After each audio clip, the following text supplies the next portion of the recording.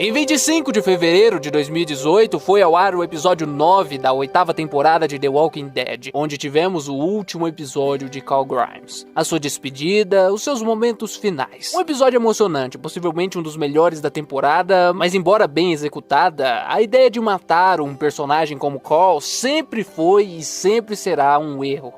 Um erro que eu tenho certeza que não importa quem seja, produtor, ator ou fã de The Walking Dead, todos concordam que foi um erro. Até os envolvidos. No fundo todo mundo sabe e a grande maioria está arrependida. Mas e se esse arrependimento se convertesse em vontade de consertar isso? E se decidissem consertar a morte de Carl, mudando seu destino? Seria possível? É sobre isso que se trata o vídeo de hoje. Vamos consertar o segundo maior erro de The Walking Dead. O primeiro é o fato da série ter 16 episódios por temporada de todos os tempos.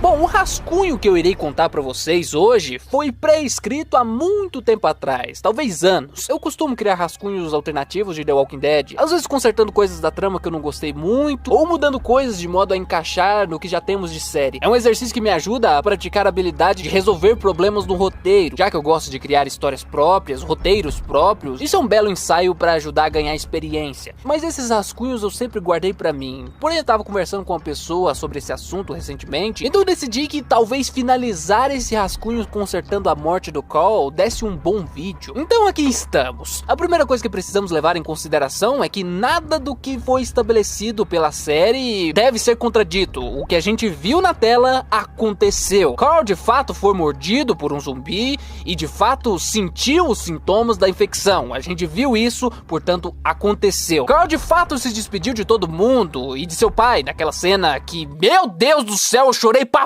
caramba. Enfim, tudo isso aconteceu. O roteiro aqui é pra consertar a coisa toda, considerando a merda toda. Basicamente, se fode aí tentando consertar isso, né, menino Douglas? Beleza, então é o seguinte, não dá pra gente fazer um hiper mega roteiro enquanto tenta consertar isso. Deixar no máximo aceitável é a tarefa aqui. Até porque se o Carl voltasse amanhã pra série, ninguém ia se opor. A verdade é essa. Por mais porco que fosse o roteiro, a galera ia aceitar qualquer coisa que consertasse essa decisão. Pelo menos eu e a grande maioria aceitaria. Mas vamos aos artifícios, às vias de fato. A grande realidade é que Carl não morreu. Passou perto, muito perto, mas não morreu. Nesse roteiro, Carl de certa forma sobreviveria à mordida. Não porque ele seja imune ao vírus zumbi, mas sim porque ele é imune à mordida do zumbi. Explicação! Nas HQs isso é explicado de maneira mais detalhada do que na série, mas basicamente a mordida não te infecta com o vírus. A mordida só te causa uma infecção tão gigante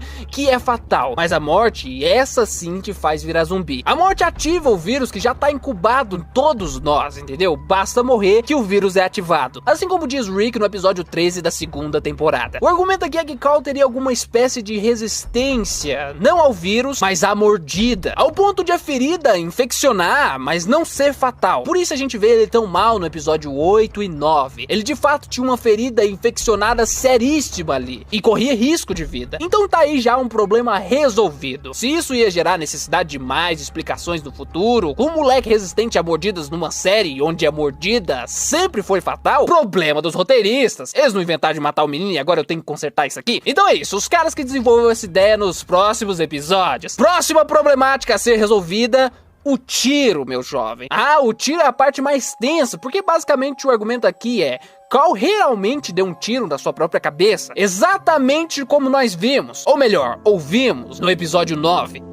Não dá pra negar, criando uma conspiração, que o tiro não aconteceu nesse trecho, porque nós vemos o corpo do Carl, enquanto a Michonne e o Rick o enterram. E aí, meus jovens, aí eu fico sem ter muito o que fazer nessa maçã. Mas basicamente, o menino Carlos sobrevive ao tiro e a bala fica alojada na calota craniana dele, que é mais espessa, mais robusta, mais forte que o normal. E a prova?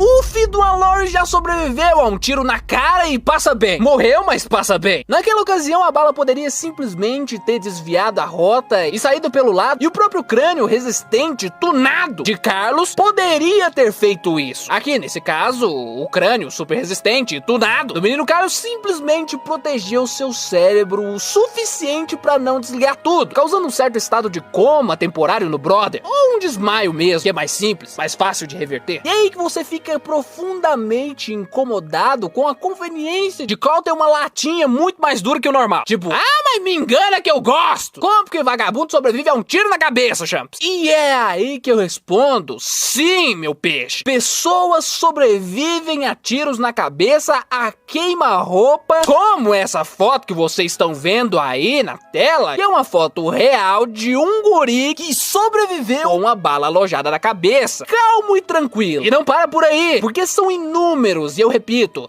inúmeros os casos em que pessoas levaram tiros a queima-roupa, às vezes mais de um, tipo esse camarada aqui que levou 6 fucking tiros, mas passam bem. Mas se ainda não tiver convencido, dá um Google aí pra ver com seus próprios olhos inúmeros casos de pessoas que levam tiros na latinha e sobrevivem. E pra que mais realista que a vida real, não é mesmo? Mas beleza, Carl sobrevive à mordida e ao tiro. Porém, como é que ele sobrevive ao fato de ter sido enterrado vivo? Precisamos estabelecer coisas para consertar essa problemática. Primeiro, quanto tempo o Carl ficou enterrado? Eu decidi estabelecer 15 minutos. É o tempo que levou para Michonne e o Rick jogarem terra em cima do Carl, ficarem por ali um tempo, como a gente vê no início do episódio 10, e se afastarem para dentro da casa e depois tentarem apagar aquele incêndio. No episódio, toda essa sequência dura cerca de 3, 4 minutos, mas eu decidi estabelecer 15 minutos em tempo real. E aqui o que salvou Carl definitivamente foi a cova rasa, que cavaram às pressas, e a terra muito fofa, que foi deixada sobre o corpo. Como não vemos a terra da cova no episódio, podemos assumir que ela estava bem fofa, permitindo que o Carl acordasse de seu desmaio lá embaixo e conseguisse se mexer e sair da cova no maior estilo zumbi do thriller. É importante também dizermos que o tempo máximo que um ser humano já conseguiu ficar sem respirar foi 22 minutos. Tá registrado isso no livro dos recordes. Mas então Carl saiu de sua cova e encontrou uma Alexandria infestada de zumbis. O que aconteceu? Bom, é importante a gente deixar claro que o Carl tava meio tijolo ali naquele momento. Um tiro na cabeça, uma infecção fortíssima e ser enterrado vivo não te deixam exatamente cheio de vigor, né? Carl saiu da cova meio que se arrastando dali. E ele ter conseguido fugir de Alexandria foi uma baita sorte, nada mais. Não estava raciocinando direito ou andando direito, não conseguia combater zumbis, parecia um dos mortos. Estava andando a esmo pelo mundo, nem muito vivo, nem muito morto. Ele caminha por horas ainda antes de a infecção ficar pior e a perda de sangue e ele ceder a um triz da morte, entrando num estado de coma. Porém, aquele não era o fim.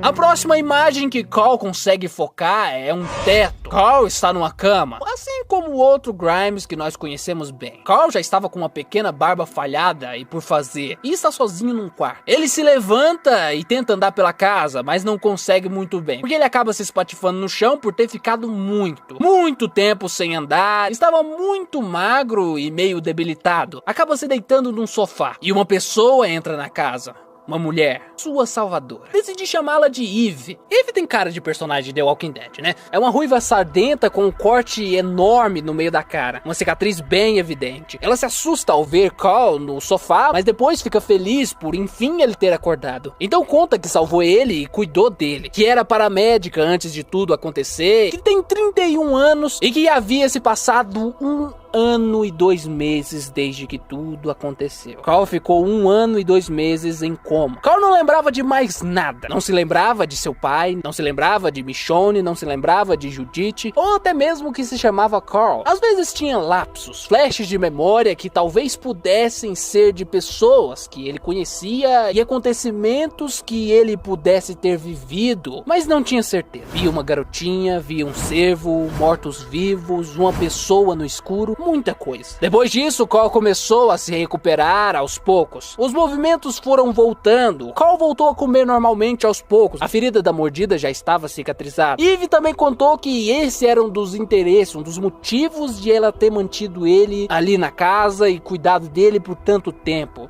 Ela nunca tinha visto alguém sobreviver à mordida e ela queria saber quem era Carl. Carl e Eve moravam naquela cabana, cercada por uma enorme cerca, por anos. E certo dia, durante uma longa busca por suprimentos, Carl ouviu alguns tiros na floresta. Se escondeu e observou. E foi quando viu uma pessoa familiar. Viu uma garotinha de chapéu e espada atirando. Ela salvava um grupo de pessoas desconhecidas. Havia um grupo maior que procurava pela garotinha. Carl ficou fixado naquilo. Aquelas pessoas, aquela garotinha. Será que a conhecia? Carl então a observou. A observou sair da comunidade sozinha. A observou atirar no pneu da moto de um cara que parecia estranhamente familiar. A observou andando com uma mulher de dreads que era mais familiar ainda. E tudo aquilo parecia acolhedor. Ele se sentia atraído a se manifestar, cada vez mais convicto de que pertencia àquele lugar. Então um dia, ao ver Judith sair da comunidade sozinha, como fazia de vez em quando, ele se mostrou. Carl apareceu para Judith,